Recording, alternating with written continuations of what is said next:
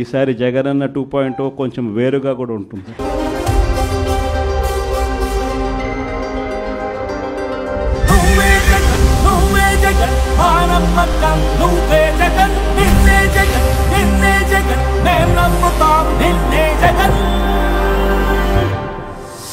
నమ్మకం నువ్వే జగన్, మేం నమ్ముతాం నిన్నే జగన్. మా నమ్మకం నువ్వే జగన్, మేం నమ్ముతాం నిన్నే జగన్. నువ్వే జగన్, నువ్వే జగన్, మా నమ్మకం నువ్వే జగన్. నిన్నే జగన్, నిన్నే జగన్, మేం నమ్ముతాం నిన్నే జగన్. నిన్నే జగన్, నిన్నే జగన్, మేం నమ్ముతాం నిన్నే జగన్. నిన్నే జగన్, నిన్నే జగన్, మేం నమ్ముతాం నిన్నే జగన్.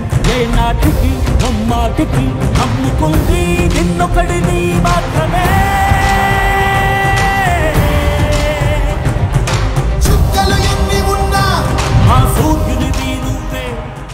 చంద్రబాబు నాయుడు గారు జనాలకు చెప్పినటువంటి అబద్ధపు హామీలు నమ్మి ప్రజలు ఓట్లేస్తే ఆ ప్రజే చంద్రబాబు మామకే వెన్నుపోటు అనుకున్నాం, హామీలకు కూడా వెన్నుపోటని మొదటిసారి ప్రజలు చూస్తున్నారు. ఈ హామీ అయినా మామ అయినా ఎవరైనా చంద్రబాబు గారి దృష్టిలో ఒకటి. అలా వెన్నుపోటు పొడిచినటువంటి చంద్రబాబు పాలనకు వ్యతిరేకంగా ప్రజా పోరాటం కనిగిరిలో వేలాదిగా కనిగిరి పట్టణమంతా ప్రతి వీధిలో నిండిపోయి ప్రజలు చేయి కలిపి గలం విప్పి చంద్రబాబు పాలన పోవాలి అని నినదిస్తూ నినాదాలిస్తూ ఆర్డీఓ కార్యాలయానికి చేర్చుకొని ఒక ప్రజా ఉద్యమం ఈరోజు కనిగిరిలో జరిగింది. ఈ ప్రజా ఉద్యమంలో వైఎస్ఆర్ కాంగ్రెస్ పార్టీ ముందున్నది. ఈ ప్రజా ఉద్యమంలో వైఎస్ఆర్ కాంగ్రెస్ పార్టీ సైనికులు, జగనన్న సైనికులు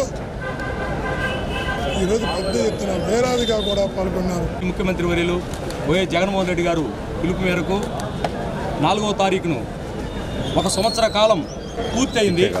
కూటమి ప్రభుత్వం ఏర్పడి ఈ కూటమి ప్రభుత్వం ఏర్పడిన తర్వాత కూటమి ప్రభుత్వం ఏర్పడడానికి ఎన్నో కళ్ళగొల్లి మాటలు, అబద్ధాలతో మోసపూరితమైనటువంటి హామీలు ఇచ్చి చెలుసీటీ పలికే విధంగా ప్రజలు 1 సంవత్సర కాలంలోనే ఎదురు తిరిగారు.